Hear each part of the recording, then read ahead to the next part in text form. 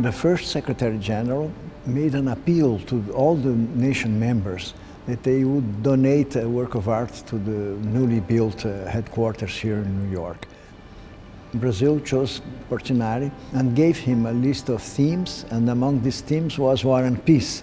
That was the theme of his whole life, the main theme of his life. I think his inspiration was the pain of humanity, of violence, of conflict, of suffering, you know. This is the deep soul inspiration. But the literary inspiration, for the war, it was the Bible, especially Apocalypse. And for the peace, he was inspired by the Eumenides of Aeschylus, which were the mythical figures that in the beginning they were the furious, and then they were forgiven and they became doers of good, you know. Portinari spent 4 years to paint the panels, and then they were shipped to the United Nations. September of 1957, they were inaugurated.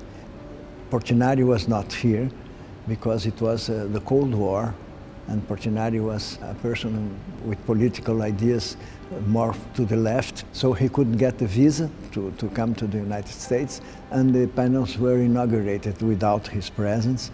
And in fact, he died without ever seeing them in the United Nations. He made it in a way that when the delegates enter the General Assembly room, they are faced with war, the war panel.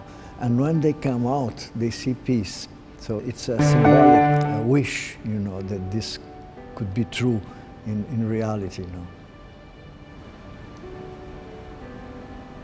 A painting so dramatic as the murals War and Peace, I think you would have to be completely insensitive not to answer to their call, you know.